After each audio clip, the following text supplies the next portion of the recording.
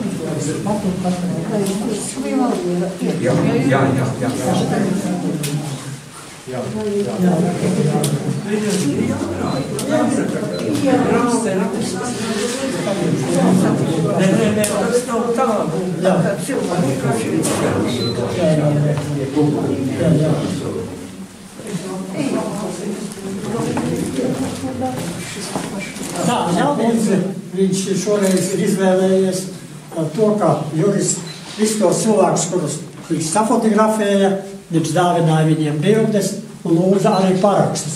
Lūk, ir šī pēckara vēsture, viss tās personības, jā, kur viņiem pavisam nav. Te visi pazīst, laikam, gan vācieti, gan zviedroti, gan Annija Vītola, jā, dziesmu svētkos. Es atceros, kā Juris viņu fotografēja. Es arī esmu bijis visos dziesmu svētkos. Tā ka, bet viņiem ir arī tādas izstādes, kā saka, filozofisku domu, tur pēc Raiņa motīviem un tam līdzīgi. Tā ka tā arī ir viena Latvijas kultūras vēstures daļa fotografijā, ko Juris ir paveicis savos gados.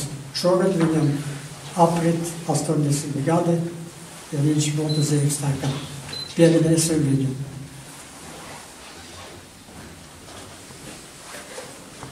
Paldies. Varbūt Andris varētu kādu vārdu? Jā, protams. Andri, varbūt es vispirms droši. Nu, te kopā ar Andri, viņa tētis Juris Krieviņš, viņa praktiski bija klātesoši visos mūsu Saukas organizētās pasākumos veltītus Mārtiņam Bucneram. Un tas bija brīnišķīgi vēl arī pašā pirmsākumā, tas bija 85. gadā, kad Juris Krieviņš kopā ar Saucrītu viesi atbrauca, bija tāda saucēja raidījums, pēc tam radio, un mēs braucām pie komponista Arvīda Hilinska, mēs braucām pie lielās novada pētnieces un zinātājas Zentes Cīrules, un ir palikuši brīnišķīgi foto uzņēmumi, un arī atmiņas, un es varu pateikt to, ka ciemojoties tur Krāma ielā 4A, tad es arī, varēju ieraudzīt to, kā būtu, un kā mums tomēr vairāk vai mazāk ir izdevies šos 25 gadus glabāt to piemiņas daļu, kurā mēs tiekam klāt, un līdz ar to, un arī kopā ar Pēteri, ja, un tā, visu to nevis tā diletantiski, bet tā, lai arī citiem pēc tam varētu ko atstāt. Un es, Juri Krieviņu, es uzskatu, ka, kā jau es teicu tikko muzejā, ka divi šie cilvēki uz mani ir ārkārtīgi lielu un paliekošu un labu iespaidu un kā vajag atstājuši, tas ir Juris Krieviņš un tagad arī fotomākslinieks Gunārs Binde. Ar to vienkāršību, ar to sirsnību, ar to pretimnākšanu, un tas man ir ārkārtīgi, es arī biju tādiem atsevišķiem autogrāfiem atsliecinieks, ja, kā Čevaldu Valteru biju fotografējis, un viņš saka, šitien no viņa vēl jādaba autogrāfs, satais bildes un momentā, un tā kā tas ir vienreizēji tā ir bijis.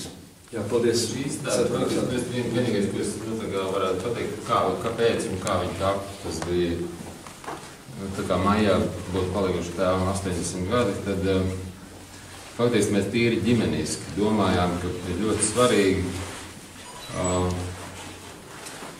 parādīt to laiku, ko tagad, pēc tā kā es tur repliku zālē, šo varētu nosaukt par pēc starpkaru periodu,